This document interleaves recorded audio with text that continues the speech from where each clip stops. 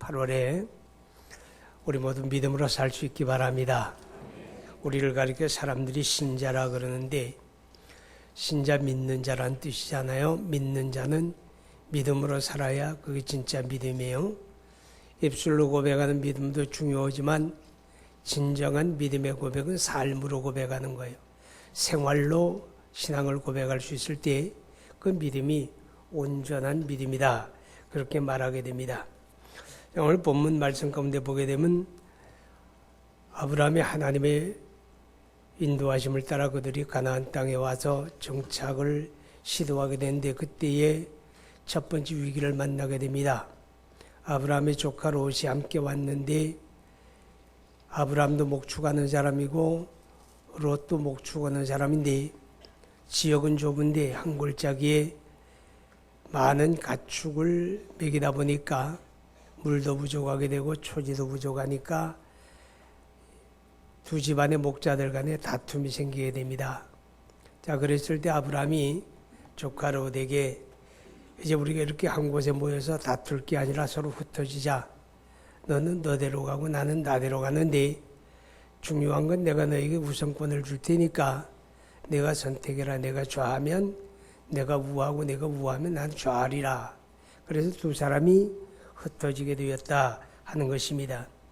오늘 이 본문의 말씀 가운데 우리가 믿음으로 산다는 게 무엇인가 하는 것을 우리가 깨달아 볼 수가 있습니다.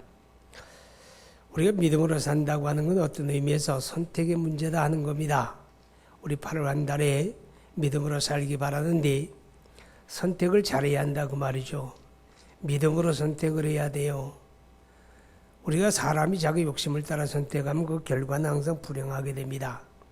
8월 한 달 하나님의 은혜가 있어서 여러분 모두가 모든 선택에서 믿음의 선택이 있기를 주의 이름으로 축복합니다. 우리 삶이라고 하는 건 어떤 의미에서 선택의 연속인데 선택해놓고 후회하는 때가 많잖아요. 후회 없는 선택을 해야 하거든요. 어저께 어떤 장로님이 제게 들려준 말씀인데 어떤 아파트에 사시는 분이 그 아파트에 대한 불만이 많아가지고 아파트에다 현수막을 걸었는데 이렇게 걸었더래요. 내 인생의 최악의 선택은 남편 만난 거고 두 번째는 이 아파트 만난 거다. 그랬더랍니다. 여러분 어떠세요? 후회가 있지 않아요? 살다 보면 후회도 할 수가 있죠. 자, 그런데 그럼 후회하지 말아야죠. 근데 우리 인생에서 최상의 선택이 있어요. 최상의 선택은 다름이 아니라 오늘 저와 여러분이 예수 믿는 거 최상의 선택인 줄 믿습니다. 자, 우리가 예수 믿게 되는 거는요. 믿을 수밖에 없는 사람들이 믿은 게 아니거든요. 우리의 자연인의 형편은 가장 절망적인 상황에 있었거든요. 하나님 알지 아니하고 죄 가운데 있고 우리는 죄를 따라 하나님의 심판을 받고 영원한 멸망에 떨어질 수밖에 없는 최악의 상황. 그 가운데서 우리가 예수 믿고 그 믿음으로 구원받거든요. 아멘. 우리 예수 믿는 건 구원이잖아요. 요한복음 11장에 예수님이 말씀해 나는 부활이요 생명이니 나를 믿는 자는 죽어도 살겠고 무릇 살아서 믿는 자 영원히 죽지 아니하리라. 우리 예수 믿고 구원받았다는 말은 영생 얻었다는 말이에요. 죄사함 받았다는 말이거든요. 하나님의 자녀가 되었다는 말이에요. 하나님의 나라 천국을 유업으로 받았다는 말입니다. 이게 구원이란 말의 의미인데 이 구원은 오직 예수 믿음으로 얻는 거예요. 그래서 사도행전 4장에 성경은 이렇게 증언하죠. 천하 인간에게 구원을 얻을 만한 다른 이름을 우리에게 주신 일이 없다. 오직 예수밖에 없는 거예요. 할렐루야. 근데 우리가 그 예수 믿게 된 거예요. 최상의 선택이죠. 사실 믿음이라고 하는 건 내가 결정하는 문제입니다. 우리가 신앙 고백 가운데서 내가 믿사오며 그러지 않으죠. 내가 믿습니다. 내가 믿습니다. 하나님은 사람을 동물로 지은 게 아니에요. 말 못하는 짐승, 소나 돼지나 그런 거로 지었다면 내가 믿는 게 아니죠. 근데 하나님은 우리 스스로 결정하기를 원해요. 근데 우리가 그 결정한 거예요. 참 잘했어요. 그죠? 우리에게 영원한 구원의 은혜를 가져다주는 이런 선택을 했으니까. 근데 이 선택은 사실 하나님의 은혜로 된 선택이라고 성경이 말하죠. 왜냐하면 하나님의 은혜가 아니면 우리가 예수 믿을 수 없는데 하나님의 은혜가 있었기 때문에 예수 믿었다 그 말이에요. 그래서 요한복음 15장 16절에 예수님이 이렇게 말씀을 합니다. 너희가 나를 선택한 것이 아니고 내가 너희를 먼저 선택했다. 내가 주님을 나의 구주로 믿겠습니다 결정하기 전에 하나님 편에서 나를 선택하시고 부르심이 있었다. 그런 의미입니다. 그래서 에베소 2장 8절에 말씀하죠. 너희가 그 은혜를 인하여 믿음으로 말미암아 구원을 받았으니 이것이 너희에게서 난 것이 아니요 하나님의 선물이라. 할렐루야. 어쩌든 우리가 예수 믿고 구원받게 되었으니 우리 인생에서 최상의 선택은 뭐냐? 예수 믿는 겁니다. 오늘 여러분 예수 믿은 거 감사하시고 여러분 주변에 여러분의 가정에 믿지 아니하는 사람들 있잖아요. 우리 그들에게도 그들이 이 최상의 선택을 할 수 있도록 여러분들이 도움을 줄 수 있기를 바랍니다. 사실 결혼이라고 하는 것도 우리 선택사항인데 또 직장을 가지는 것도 선택사항이잖아요.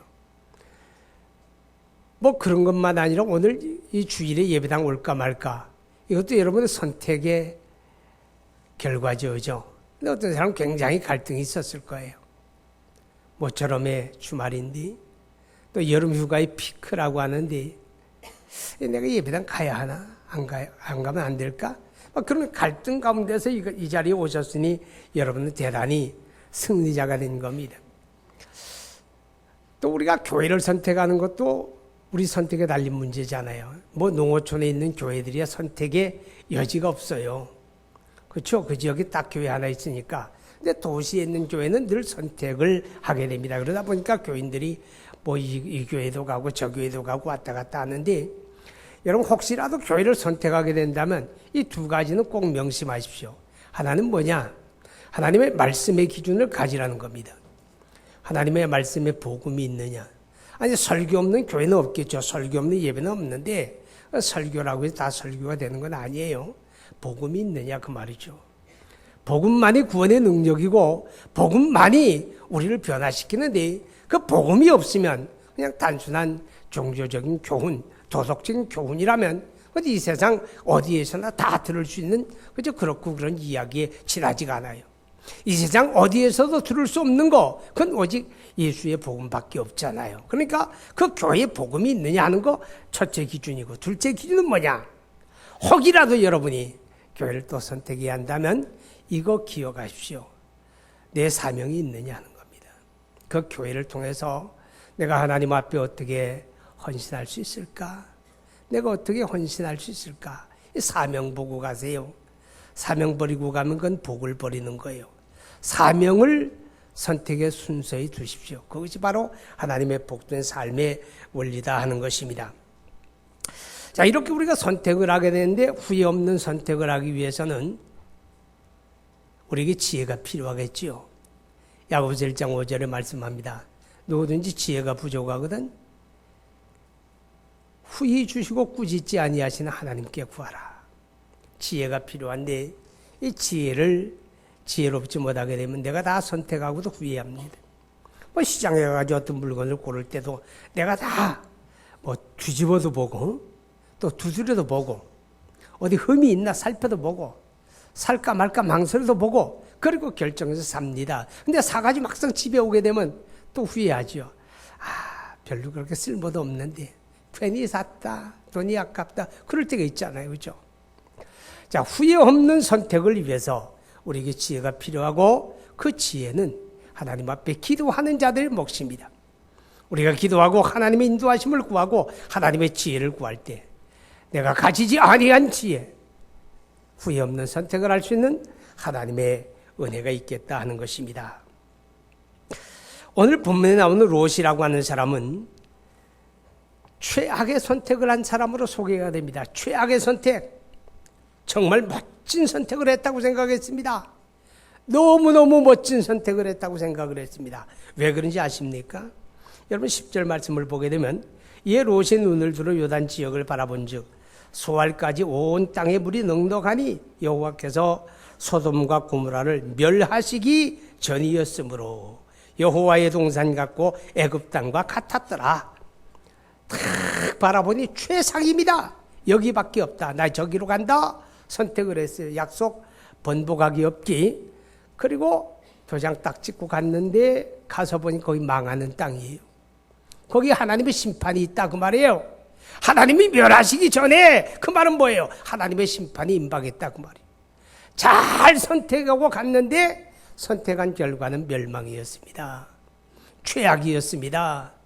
겨우 삼촌 덕분에 구원받는데 가진 거 다 거기 두고 그냥 식구들이 그냥 맨몸으로 쫓겨나는 그런 상황이었잖아요.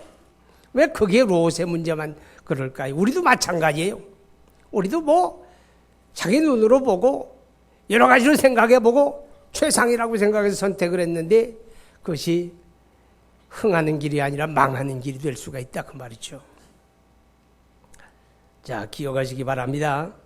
왜 그랬을까?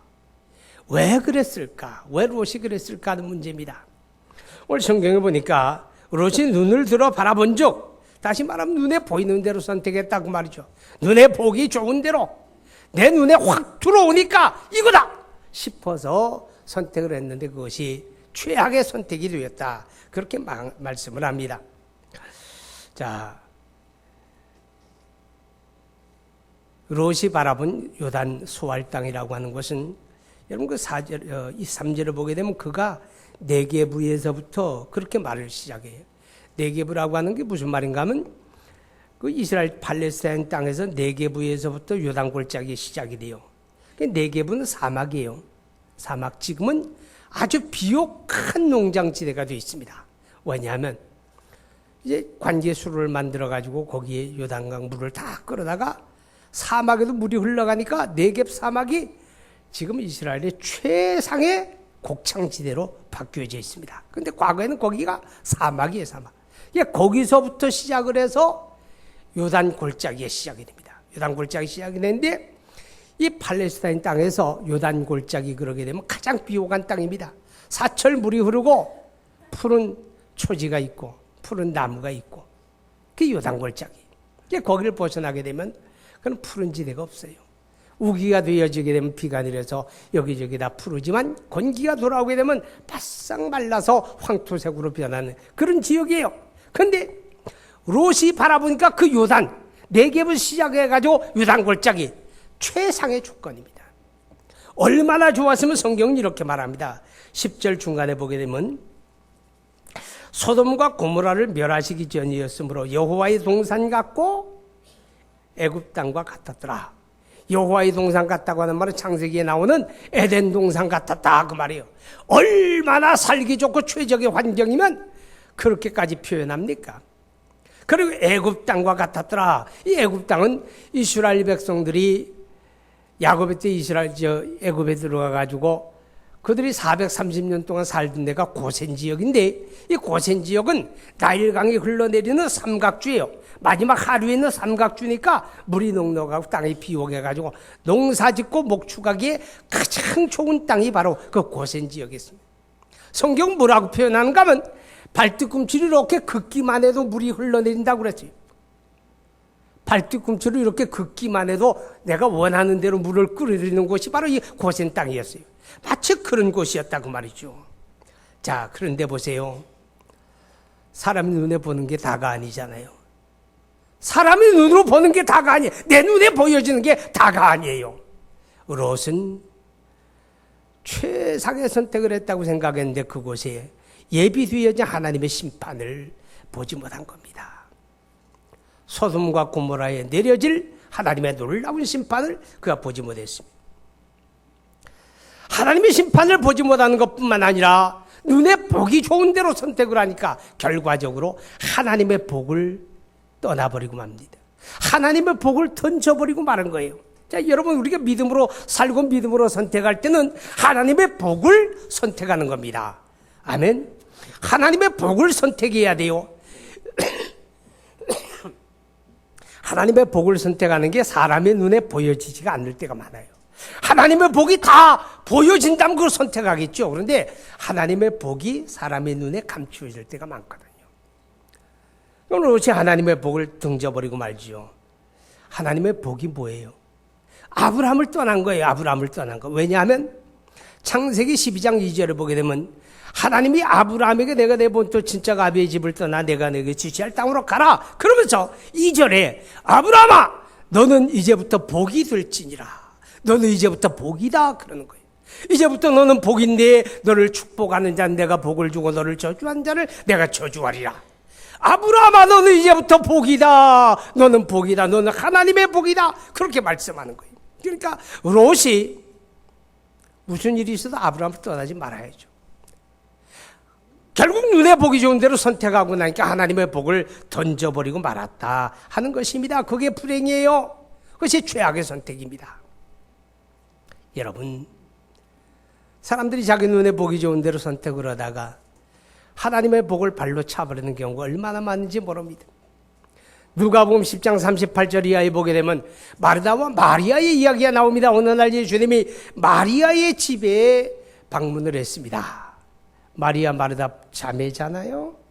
그런데 마르다는 언니 같아요. 언니가 예수님이 집에 오셨으니까 그를 대접하기 위해서 잔치하기 위해서 음식을 준비하느라고 엄청 분주한데 마리아는 예수님의 발치에 앉아서 예수님이 들려주고 가르쳐주는 천국 복음의 귀를 기울이고 있습니다. 혼자서 동동걸음을 치고 움직이다 보니까 약 오르는 거예요. 예수님에게 한마디, 예수님, 아니 지금 내가 엄청 분주하고 바쁜데 마리아 좀 보세요. 지금 예수님 앞에 앉아서 지금 거 있잖아요. 내 보내서 언니 좀 도와줘라. 그럼 얘기 좀 해주세요. 그럽니다. 그때 예수님이 이렇게 이야기합니다. 그저 한 가지만이라도 족하다. 그런데 마리아는 더 좋은 편을 선택했기 때문에 빼앗기지 아니하리라. 그 더 좋은 편이 뭐예요? 어느 것이 하나님의 복이냐 그 말이죠. 어느 것이 하나님의 복이냐. 우리가 봉사하는 것도 복이고 다 귀하지만 그 모든 것 가운데서 우리가 우선순위를 정하게 된다면 하나님의 말씀을 듣는 자리가 복이다 그 말이에요. 할렐루야. 여러분, 이 복을 볼 줄 아는 사람, 그런 사람이 복된 사람이에요. 이 롯이라고 하는 사람이 아브라함을 떠난 후에 하나님께서 아브라함에게 나타나 다시 말씀을 해요. 14절 이하로 17절까지 그 내용이 나옵니다. 내가 눈을 들어 동서남북을 바라보라. 그리고 다 다녀보라. 내가 이것을 너와 내 후손에게 영원한 유업으로 주리라. 이렇게 말씀을 해요. 이 말씀의 의미를 간단하게 이야기하면 이겁니다. 내가 너와 함께하리라 그 말이에요. 하나님의 복이 뭡니까? 하나님의 복은 하나님이 함께해 주시는 삶입니다. 할렐루야. 하나님이 함께해 주시는 삶이 그게 하나님의 복이에요. 우리가 눈에 보기 좋은 대로 선택하고 눈에 보이는 대로 따라 행하게 되면 하나님의 복을 발로 차버리게 됩니다. 하나님 없는 자기만의 노력으로 살아가려고 몸부림치는 안타까운 결과를 우리가 보게 됩니다. 그리고 롯이라고 하는 사람은 자기 육신의 기준을 따라 선택을 하게 됩니다. 육신의 기준, 우리 결혼할 때 보게 되면 사람들이 자기 육신의 기준을 따라 많이 선택하지요. 그런 사람 가운데 이런 사람이 있어요. 내가 이 사람하고 결혼하면 내가 얼마나 이익이 될까? 내 인생에서 이 사람을 통해서 얻으려고 하는 게 뭘까? 그런 생각하게 됩니다. 이 사람이 좋아서, 이 사람을 사랑해서, 이 사람 때문에 결혼하는 그게 아니라 어떤 조건을 자꾸 따지게 되죠. 여러분, 그것은 육신의 기준을 따르는 선택이 되게 됩니다. 그 결과는 결국은 후회하게 되잖아요. 우리가 성경에 보게 되면 창세기 6장 2절 3절에 보면 이런 말씀이 있습니다. 그때 하나님의 아들들이 사람의 딸들의 아름다움을 보고 그들을 아내로 맞이하였다. 그러므로 하나님의 영이 그들과 영원히 함께하지 아니하리니 그들은 육체가 되었다. 이런 말씀이 나오게 됩니다.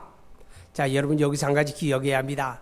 하나님의 아들들이 사람의 딸들을 보고 무슨 뜻입니까?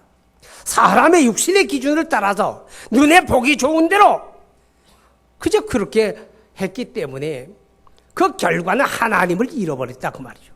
하나님과 함께하지 아니, 하나님이 함께하지 아니하는 하나님의 복을 등져버린 그런 결과를 가져오게 되었다. 그렇게 성경이 우리에게 깨닫게 합니다.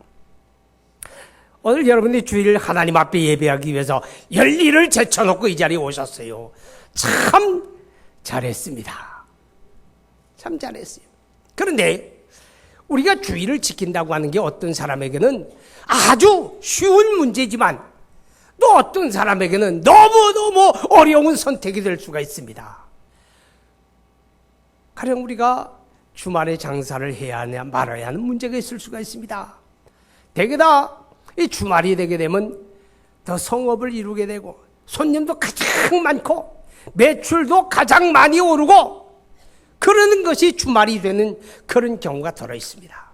그런데 예배를 위해서 그것을 다 전폐하고 예배를 위해서 문을 닫고 그리고 하나님을 예배한다고 하는 거, 여러분 이게 육신의 기준으로 보게 되면 웃기는 일이에요. 말이 안 된다 그 말이죠.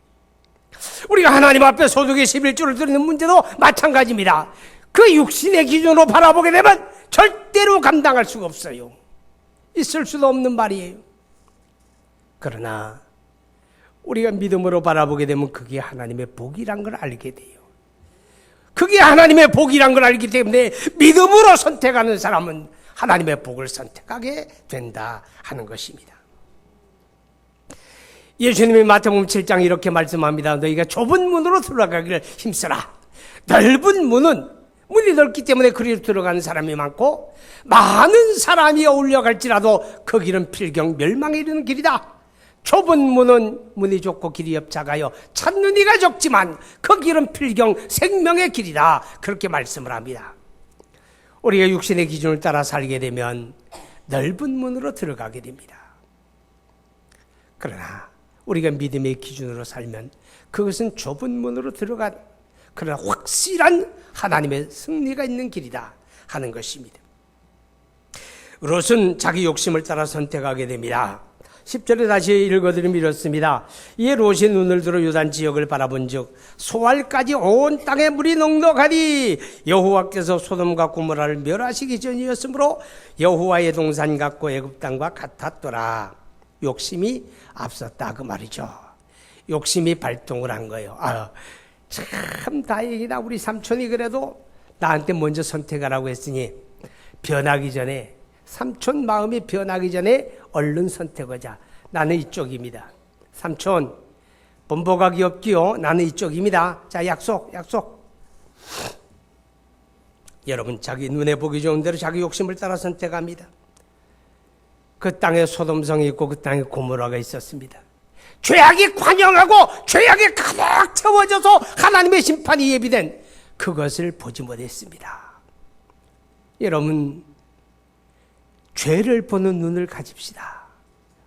하나님의 사람이 믿음으로 살아갈 때, 내가 이것을 선택할 때 그 안에 죄가 있느냐, 그것이 죄가 되느냐 안 되느냐, 우리 그거 한번 살펴보아야 돼요. 자기 욕심을 따라 선택하게 되면 죄와 상관하지 않아요. 눈앞에 있는 이익만 보여지게 되지 그것이 죄가 되는지 하나님의 영광을 가리게 되는지 하나님이 기뻐하는지 그 전혀 상관하지 않는다 그 말이죠.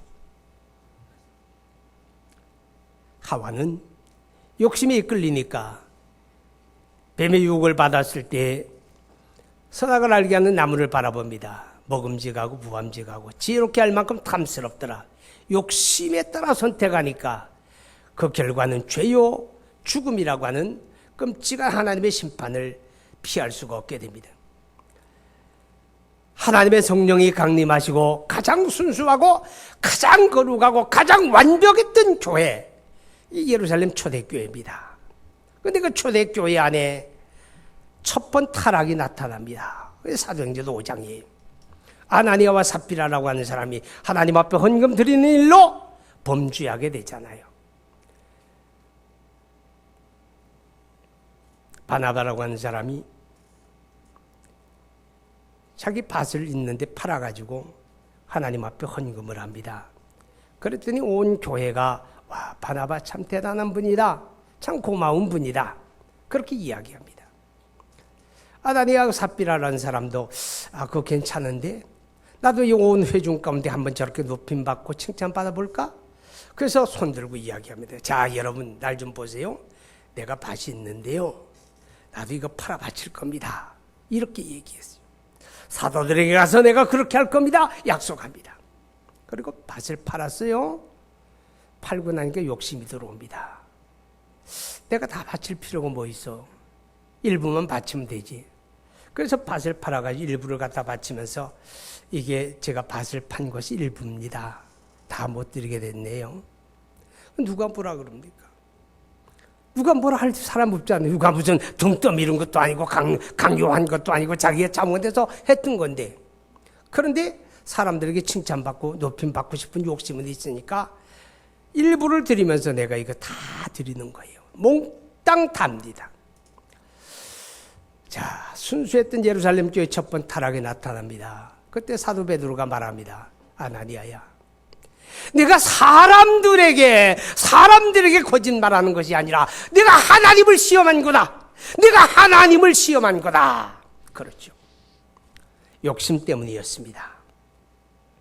민수기 22장에 보게 되면 발람이라고 하는 선지자 이야기가 나옵니다.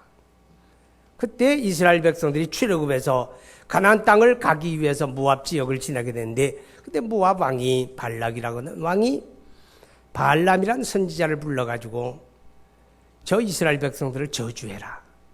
당신이 저주하면 틀림없이 저들이 문제가 생겨서 이 땅을 통과하지 못할 것이다. 그런데 내가 그 대가로 내가 이만큼 금은 부활을 줄게 제안을 합니다. 하나님이 안 된다 그럽니다. 안 돼. 이스라엘은 저주하는 백성이 아니라 하나님의 복을 받은 백성이야. 그런데 발람이 하나님의 뜻을 알면서도 눈앞에 재물이 왔다 갔다 합니다. 발락이 낙이 몇 필에다 잔뜩 실어보낸 그 재물이 지금 눈앞에 왔다 갔다 하는 거예요.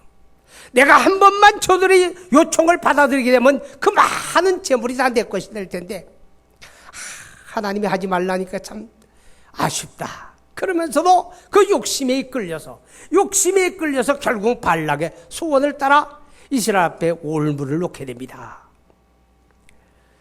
자, 여러분, 왜 그게 그 사람들의 문제만입니까? 오늘 우리가 이 8월 세달을 살아갈 때도 수많은 그런 문제가 우리 앞에 놓일 겁니다. 내가 이렇게 할 거냐 저렇게 할 거냐 할 때에 내 욕심이 앞을 가리기 때문에, 내 욕심 때문에 욕심을 극복하지 못해서 하나님의 복을 던져버리고 죄인 줄 알면서 그 길을 가게 되고 결국은 하나님의 영광을 가리는 그런 길로 우리가 가는 일들이 비일비재할 수 있다 하는 것입니다. 이제 말씀을 마치려고 합니다. 사랑하는 여러분, 믿음으로 삽시다. 믿음으로 산다는 말은 선택의 문제입니다. 우리가 어떤 것을 선택하느냐 할 때 눈에 보기 좋은 대로 선택하지 마세요. 육신의 기준을 따라 선택하지 마세요. 욕심을 따라 선택하지 마세요. 그러면 반드시 하나님의 복을 등지게 됩니다. 믿음으로 선택하십시오. 하나님의 약속을 따라 선택하십시오.